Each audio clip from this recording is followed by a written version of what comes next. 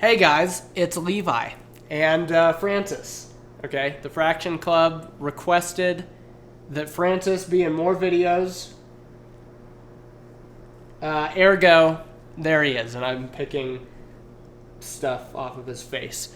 So this week I was hired to write and perform this coming Saturday a poem for the 20-year anniversary of the high school that I graduated from. Every year, it's a charter school, and so every year they host a gala and a fundraising dinner, and one of the old alumni that I graduated with is on the board of directors for the school at this point, and she put me in touch with the person in charge of the entire thing, and so I have had the pleasure of getting to write this thing. It took me a couple full work days. It was so much fun, and I shared a little bit about it on Twitter last night, just saying how much of an honor it is to even be asked to do it in the first place. And I wanted to read and record it for the Fraction Club. So, here we go. I don't have a title for it. I didn't even think that far. But I was given the task of writing something related to my experience at East Mountain High School.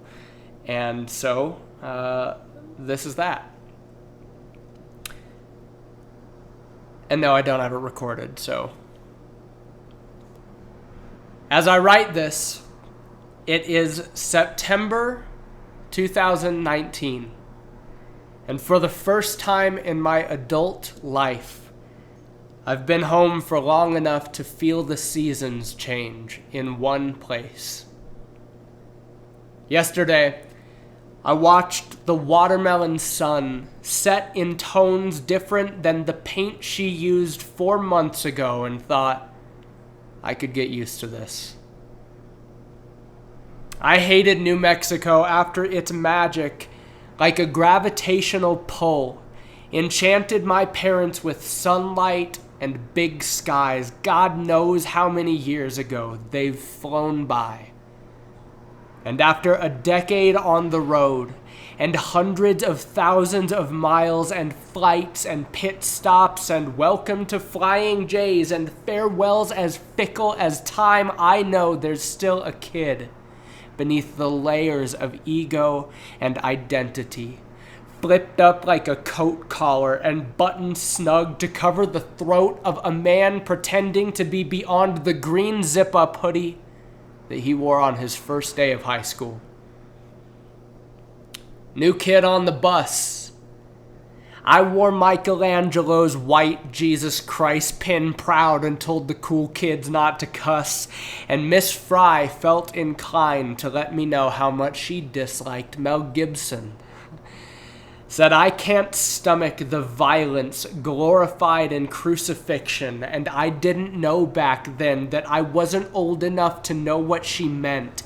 It is easy to take a freshman offense before you've had to carry a cross of your own. Call it analogy. Each new stage of life invites us to the kind of death that make way for resurrection. And whether the nails are Big Bang theories in David Naylor's class or dissecting frogs soaked in the same formaldehyde I had hoped might protect me from the recent blow. I just turned 30 years old. And I still remember singing that same ode to Sean Childers, somewhere between Jean Aoul and the Odyssey. When I got my license, I'd drive to school with what must have looked like an altar on my dashboard. Candles burning smoke damage into the windshield and Nag Champa patchouli incense mixed with the smells of Shell Station breakfast burritos and sludge coffee. And it's no wonder my classmates always asked me if I smoked weed, rolling up in that hot box. Freshman year was a strange kind of dying for this Jesus freak. 2003 marked the 4th year in East Mountain High School's history. We were first-time 9th grade, gave full way to graduation day, and I was terribly intimidated, is an understatement at best. I was dating Shay Ashcraft.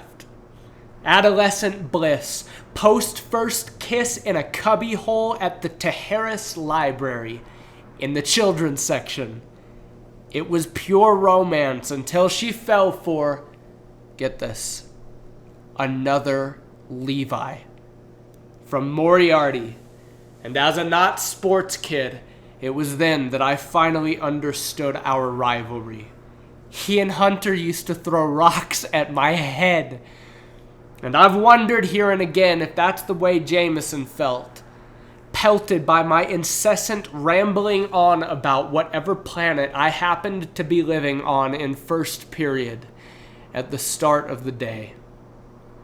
16 years later, history unpreserved, as they say, repeats itself. During lunch break, I'd dance up and down the hallway in Building 1 before the small death that public speaking was, and 16 years later, Sean, I still shuffle my feet too much. But I learned how to push through the pushback because of your belief in me.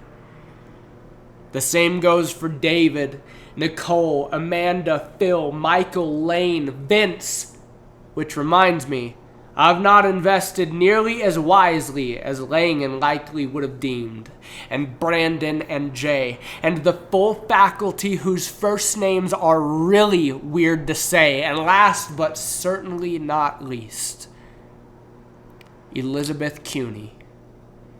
Love of my and Ryan Feeney's life, on whose classroom floor we sought to sleep. And I could not have possibly imagined the kind of impact a person could have on me.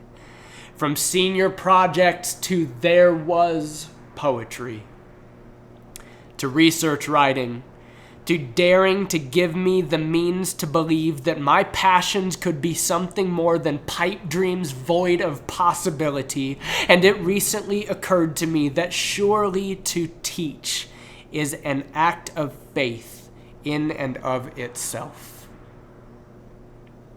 To weather every storm, every dark night of the soul, every shadows new semesters cast, and does one ever learn to let the burden of a student's life roll off of shoulders chiseled beneath monsoon afternoons and floods from birthing clouds that billow loss like David Fisher, and loss like Taya Cox, and loss like letting go of kids like me who somehow, by the grace of God, have earned or curved the right to walk across the finish line, toss our tassels to the left, and turn to embrace in thanks that absolutely none of us can fathom yet when we let go. Do we know that the end is never that? My graduating class is 12 years past caps flying, captured and captioned in photographs, and all I can hear is my grandmother chiming in, life moves too fast, and I wonder what I'll do when I grow up. There is a barnyard just east of North 14, past Crest Road, what used to be Triangle Grocery and Chilapeños, every good student's first job. I used to watch the sunrise from atop a knoll behind the Lazy Lizard. It was quiet like the gifts you never recognize on time. By junior year, I'd begun to ride my bike out past that intersection, left where La Madera tees at the highway, and right into the parking lot, where we would absolutely not sneak cigarettes with our friends. Back then, I thought I was showing up to school. I hadn't lived long enough to see the world through anything but lenses whose depths of field were too shallow to appreciate the scenery. My breath in the air. I didn't know I'd stepped into sacred space. Maybe I'd have taken my shoes off. That's the end. And thanks for listening. I get to read. I don't know if I have the time to perform it as a memorized piece by this Saturday, but I can keep everybody up to date. Anyway, for those of you who have graduated, I hope you liked it. And for those of you who haven't, I hope you liked it too. I hope everybody's going to like it. Would love any feedback anybody has to give. I did my best to make it feel relatable, even though 12 years removed, the vast majority of students and participants at this dinner may not have any idea who many of the people I am talking about are, not our. But I do think that in the way that I tried to articulate through the if you write for everybody, you write for no one in Keep Forgiving, there is something to the need for specificity even when you're talking to a broader audience than just the folks who know exactly what those specifics mean as far as relatability and things like that go. Anyway, that's all an aside. Wanted to share it with the club today. Wish you all well. Thank you so very much for your support, as always. And I'll talk to you on Discord soon.